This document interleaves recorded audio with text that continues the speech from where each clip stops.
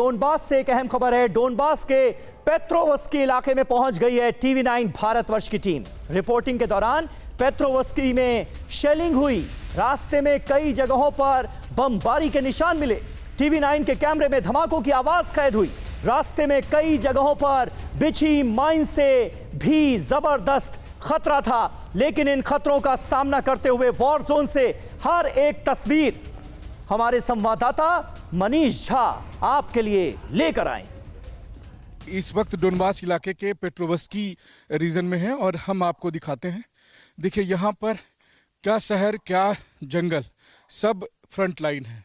यानी कि ऐसा नहीं है कि बॉर्डर जो है वो केवल जंगल में होंगे, दूर दराज के इलाके में होंगे, बल्कि ठीक इस बस्ती के पीछे फ्रंट लाइन है और वहाँ से लगातार शेलिंग होती है। और अभी थोड़ी देर पहले यहाँ पर शेलिंग हुई है।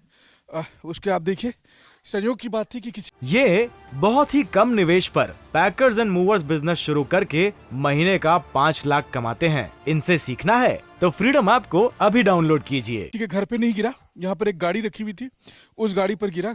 गाड़ी बुरी तरह से डैमेज हो गई और इस समय शेलिंग के पार्टिकल आपको दिख रहे हैं। इस तरह की चीजें यहाँ बस्तियों में लगातार हो रही है।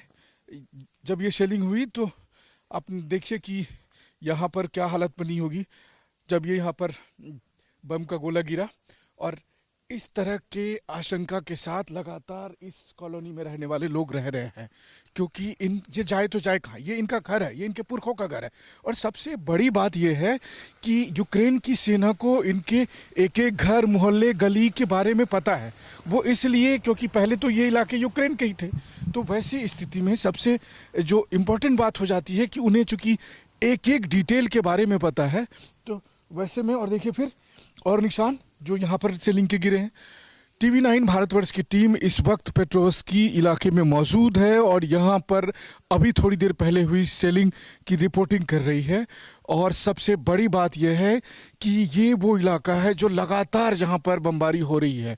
यानी ठीक इस बस्ती के पीछे वाले हिस्से में दोनों देश की सेनाएं आपस में लड़ रही है और वहाँ से बम के गोले इधर आकर गिर रहे हैं। और देखिए फिर आवाज़ आई लगातार, फिर देखिए दूसरा आवाज़ आ रही है। और निश्चित तौर पर इसीलिए हम लोग जब यहाँ पर मौजूद हैं तो हमें भी कहा गया कि हम एहतियात रखें, क्योंकि यहाँ खतरा एक तरफ ऊपर से गिरने वाले बम के हैं, वहीं दूसरी तरफ एक नई समस्या आ गई है कि ड्रोन के जरिए प्लास्टिक की तरह दिखने वाले भूरे रंग के पत्तियों जैसे होते हैं और वो माइंस होते हैं, वो कहीं पेड़ पर गिरे होते हैं और हवा के झोंके से वो नीचे गिरते हैं और धड़ाम से वहाँ पर विस्फोट हो जाता है। और जिसकी वजह से फिर वहाँ आसपास में मौजूद लोगों के हाथ पैर वगैरह सब अगर आप कहें तो कुछ भी हो जाता है। मुझे लगता है कि वो कहते हैं कि फ्रंट लाइन पर जब अगर आप मौजूद हैं तो आपके दिल में केवल जोश नहीं होना चाहिए, बल्कि आपका दिमाग भी शांत होना चाहिए, क्योंकि आपको नहीं पता कि आसमान में किधर से गोले आकर बरसेंगे। आपको नहीं पता कि यहाँ जो पत्तियाँ जैसा दिख रही है उसमें वो प्लास्टिक के माइंस हैं जिसके अंदर विस्फोटक है और आपने पैर रखा नहीं कि वो धड़ाम से आवाज़ गिरी, क्योंकि यहाँ पर बहुत सारे लोगों के हाथ पैर खत्म हो चुके हैं सिर्फ इस वजह से क्योंकि उन्होंने उसे पत्ता समझकर उठा लिया था।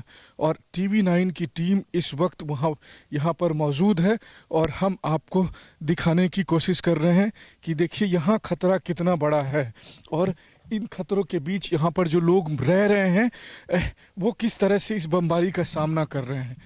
ये बहुत ही कम निवेश पर पैकर्स एंड मूवर्स बिजनेस शुरू करके महीने का 5 लाख कमाते हैं। इनसे सीखना है तो फ्रीडम ऐप को अभी डाउनलोड कीजिए।